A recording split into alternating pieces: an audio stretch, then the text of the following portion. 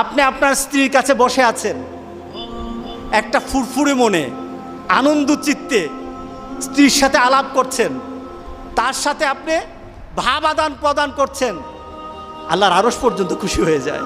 সুবহানাল্লাহ, আল্লাহর আরশ পর্যন্ত খুশি হয়ে যায়।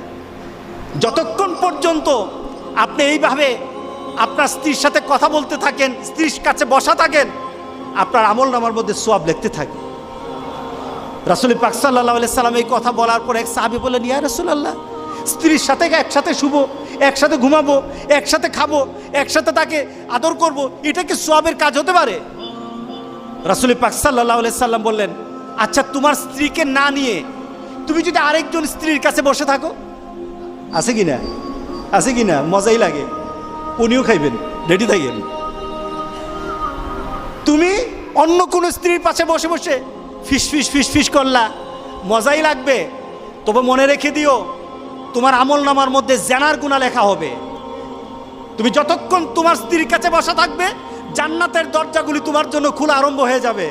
আর যতক্ষণ পর্যন্ত পরস্ত্রীর সাথে বসা থাকবে, ততক্ষণ পর্যন্ত তোমার আমলনামার মধ্যে গুনাহ লেখা হবে কিনা।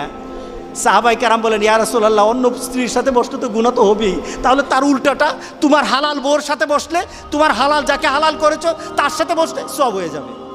সুবহানাল্লাহ, সুবহানাল্লাহ।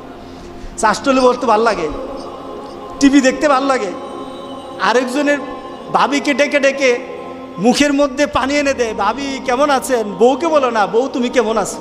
শরম লাগে, শরম লাগে।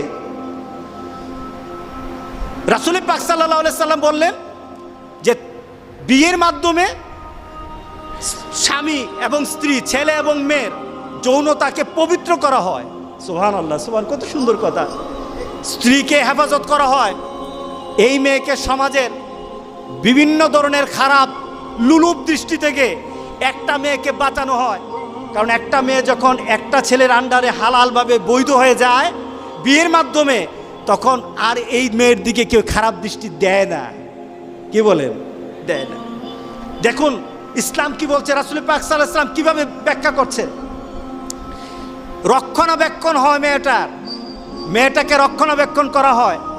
কারণ একটা ছেলে যখন একটা মেয়েকে বিয়ে করে, তার চিন্তা চেতনায়, তার ভাবনায়, তখন মনে হয় যে এই মেয়েটাকে সকল ধরনের বিপদ আপদ থেকে আমি রক্ষা করব, আমি তার পাশে থাকব, আমি তাকে বিভিন্ন গার্ড দেব, তাকে তার বিপদের সময় আমি কাছে থাকবো। কি বলেন? বলে কি না? আপনার স্ত্রীর কাছে যদি কেউ